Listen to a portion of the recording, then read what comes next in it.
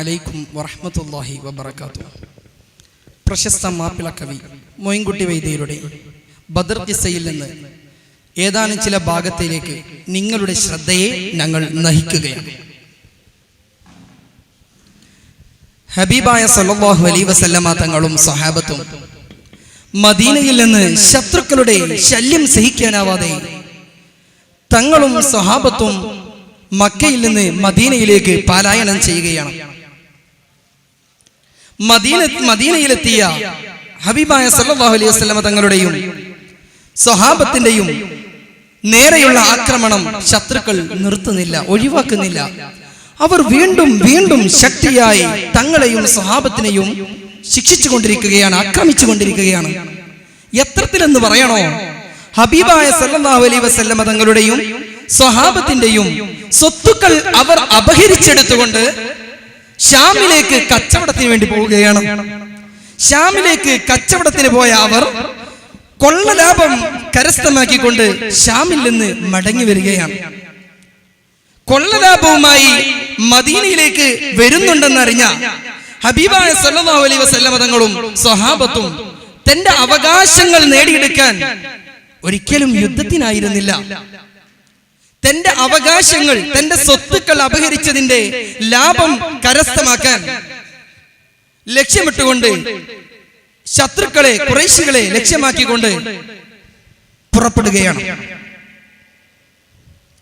അങ്ങനെ യാത്ര തുടർന്ന് അവർ പോയി പോയി പോയി ഒരു ബദർ എന്ന് പറയുന്ന ബദർ രണാങ്കളത്തിൽ എത്തിപ്പെടുകയാണ്.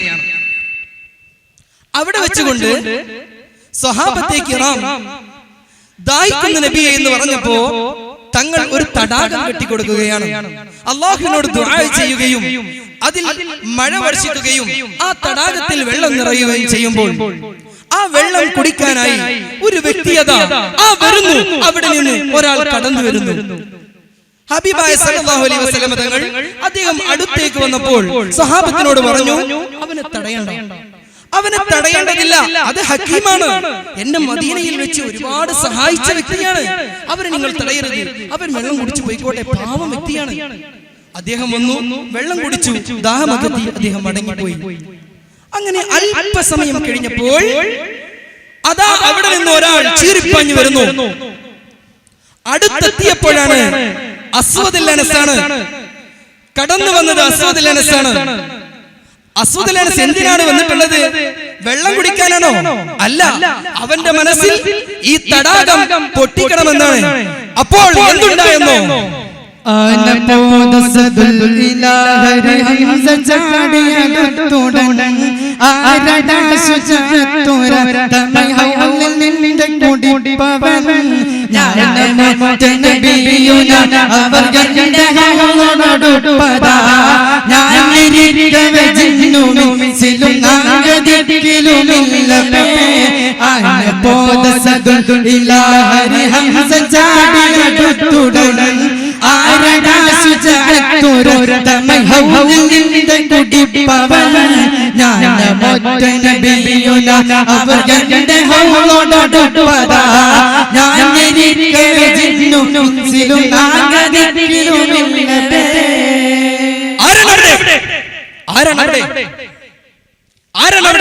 ചെയ്യുന്നത്? ഞാൻ അസ്വദുൽ അനസാണ്, ഞാൻ ഈ തടാകം പൊളിക്കാൻ വന്നവനാണ്. ഹംസ റളിയല്ലാഹു അൻഹു ഊരിപ്പിടിച്ച വാളെടുത്തുകൊണ്ട് ചാടിയെടുക്കുന്നു. ഇല്ല മോനെ, നിനക്ക് കഴിയില്ല, ഇത് പൊളിക്കാൻ നിന്നെ കൊണ്ടാവില്ല, ഞങ്ങൾ ഇവിടെ കാവൽക്കാരായി നിൽക്കുന്നുണ്ട്, നീ എങ്ങനെ പൊളിക്കാനായത്? അവൻ വീണ്ടും ധൈര്യത്തോടെ മുന്നോട്ട് കുതിച്ചപ്പോൾ അതാ തന്റെ അരയിൽ നിന്ന് ഊരിപ്പിടിച്ച വാളെടുത്തുകൊണ്ട് അതേ ഒരൊറ്റ വെട്ട് അസ്വദുൽ അനസിന്റെ തലയങ്ങ് ചിതറിപ്പോയി, നിലത്ത് പതിച്ചുപോയി അസ്വദുൽ അനസ്. ഈ വാർത്ത പെട്ടെന്ന് തന്നെ ഖുറൈശികളിലേക്ക് എത്തിപ്പെടുകയാണ്. വെറുതെ ഇരിക്കുമോ ഖുറൈശികൾ? ഖുറൈശികളുടെ നേതാവ് മുഹമ്മദ് നബി സല്ലല്ലാഹു അലൈഹി വസല്ലം തങ്ങളുടെയും സ്വഹാബത്തിന്റെയും അരികിൽ വെട്ടേറ്റ് കിടക്കുകയാണ്. വളരെ ശോഭിതരായിക്കൊണ്ട് ഖുറൈശികൾ തങ്ങളോട് നേരിടാൻ വേണ്ടി വരികയാണ്. അങ്ങനെ തങ്ങളുടെ അടുത്തെത്തിയപ്പോൾ തങ്ങൾ അവരോട് പ്രതികരിക്കാൻ, അവരോട് പോരാടാൻ വേണ്ടി കൂട്ടത്തിൽ നിന്ന് അൻസാരികളെ പറഞ്ഞയച്ചപ്പോൾ അവർ നിൽക്കവിടെ, നിൽക്കവിടെ. ഞങ്ങൾക്ക് വേണ്ടത് ഈ അൻസാരികളെയല്ല, ഞങ്ങളുടെ നാട്ടുകാരായ ചില ആളുകളുണ്ട് നിങ്ങളുടെ കൂട്ടത്തിൽ, ഞങ്ങളുടെ ഒപ്പമുള്ള ചില ആളുകളുണ്ട്, അവരെയാണ് ഞങ്ങൾക്ക് ആവശ്യം, അവരെങ്ങോട്ട് വിടൂ. ഇത് പറഞ്ഞ ഉടനെ അതേ അവരുടെ മുമ്പിലേക്ക് ചാടിയെടുക്കുകയാണ് ബഹുമാനപ്പെട്ട അലിയാർ തങ്ങളും ഹംസ തങ്ങളും ഉബൈദ തങ്ങളും. മറുപക്ഷത്തിൽ നിന്ന് അതേ കടന്നു വരുന്നു ഉത്ബത്തും വലീദും ശൈബത്തും. അതേ എന്തുണ്ടായെന്നോ നമുക്ക് ബൈബിളിലൂടെ കേൾക്കാം. മുഹാജിറിന്റെ വാക്കു കേട്ട് മുന്തി മുണ്ട് സിംഹര, മുന്നിലെ ഉബൈദത്തും ഹംസയും വഹൈറ, ജിഹാദി ഹൈദ രണ്ട് സഫ്വദിക്കു ഹാദിറ, ചിന്മദൻ പരിത്ത് കൊണ്ട് ചോടി കണ്ട കാഫിറ. മുഹാജിറിന്റെ വാക്കു കേട്ട് മുന്തി മുണ്ട് സിംഹര, മുന്നിലെ ഉബൈദത്തും ഹംസയും വഹൈറ, ജിഹാദി ഹൈദ രണ്ട് സഫ്വദിക്കു ഹാദിറ, ചിന്മദൻ പരിത്ത് കൊണ്ട് ചോടി കണ്ട കാഫിറ. ഒരു ഭാഗത്ത് അലിയാർ തങ്ങളും ഹംസ തങ്ങളും ഉബൈദ തങ്ങളും, മറുഭാഗത്ത് ഉത്ബത്തും വലീദും ശൈബത്തും ഒരു വലിയ പോരാട്ടത്തിനൊരുങ്ങുകയാണ്.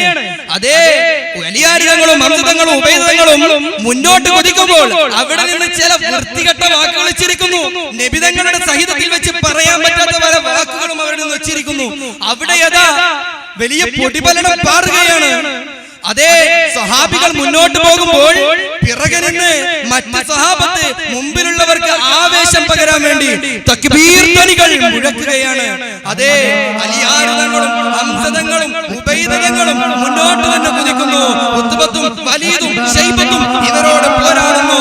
അങ്ങനെ വലിയ വാഗ്വാദങ്ങൾ, വലിയ വെട്ട്, വലിയ യുദ്ധം, അങ്ങനെ അടവ് വെട്ട് തടവ് തുടങ്ങിയ എല്ലാ അടവുകളും എടുത്ത് അവർ പോരാടുന്നു.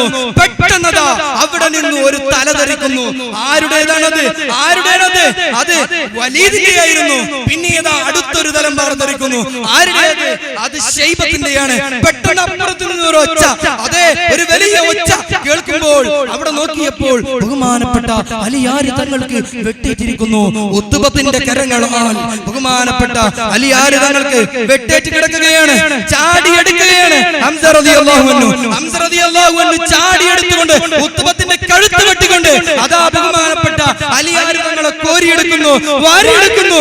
ബഹുമാനപ്പെട്ടവർക്ക് വെട്ടേറ്റ് കിടക്കുന്ന അലിയാർ തങ്ങളെ വാരിയെടുത്തുകൊണ്ട് ഇലാ ഹദ്റത്തി ഹബീബിനാ മുഹമ്മദ് സല്ലല്ലാഹു അലൈഹി വസല്ലം പുകിന്താരിരുഫേരും അദീശനത്തിൽ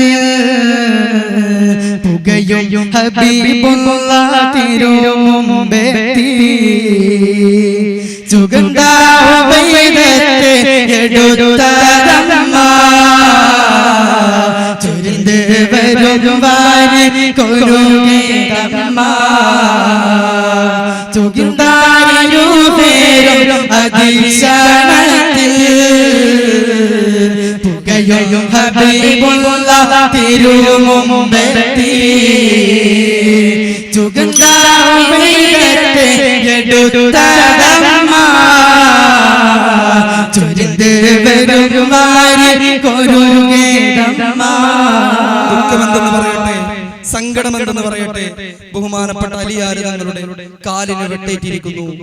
തങ്ങളെയും പിടിച്ചുകൊണ്ട് അതേ ഇലാ ഹദ്റത്തി ഹബീബിനാ മുഹമ്മദ് മുസ്തഫ സല്ലല്ലാഹു അലൈഹി വസല്ലം തങ്ങളുടെ അടുക്കൽ ചെന്നുകൊണ്ട് തങ്ങളുടെ മടിയിൽ തലവെച്ച് കിടത്തിയപ്പോൾ അലിയാർ തങ്ങൾ പൊട്ടിക്കരഞ്ഞുകൊണ്ട് ഹബീബായ സല്ലല്ലാഹു അലൈഹി വസല്ലം തങ്ങളോട് ചോദിക്കുന്നു, അതേ തങ്ങളെ ഞാൻ ബദരീങ്ങളിൽ പെടുകയില്ലേ, ബദരീങ്ങളെ കൂട്ടത്തിൽ ഞാനും പെടുകയില്ലേ എന്ന് ചോദിച്ചപ്പോൾ ഹബീബായ തങ്ങൾ അവിടെ നിന്ന് ആശ്വസിപ്പിക്കുന്നു, അതേ ഉബൈദ തങ്ങളെ നിങ്ങൾ ബദരീങ്ങളിൽ പെടും, നിങ്ങൾ തന്നെയാണ് ബദർ, നിങ്ങളാണ് ബദറിന്റെ നായകൻ എന്നൊക്കെ പറഞ്ഞുകൊണ്ട് ഹബീബായ തങ്ങൾ അതേ ഉബൈദ തങ്ങൾ ആശ്വസിപ്പിക്കുകയാണ്. പ്രിയമുള്ള സഹോദരങ്ങളെ, അങ്ങനെ എത്രയോ ബുദ്ധിമുട്ടുകൾ സഹിച്ചാണ് നമ്മുടെ സഹാബത്തെ കിറാം, നമ്മുടെ പൂർവികർ ഈ സുന്ദരമായ മതം നമ്മളിലേക്ക് എത്തിച്ചിട്ടുള്ളത്. നമ്മൾ അവരുടെ ചരിത്രം പഠിച്ച് അവരുടെ ജീവിതം നമ്മുടെ ജീവിതത്തിൽ നാം കൊണ്ടുവരേണ്ടതുണ്ട്. അള്ളാഹു നമുക്ക് തൗഫീഖ് നൽകി തരുമാറാവട്ടെ എന്ന് മാത്രം പ്രാർത്ഥിച്ചുകൊണ്ട് ഞാൻ എന്റെ വാക്കുകൾ, ഈ കഥ, ഈ ചരിത്രം ഇവിടെ അവസാനിപ്പിക്കുകയാണ്. അസ്സലാമു അലൈക്കും വറഹ്മത്തുള്ളാഹി വബറകാതുഹു.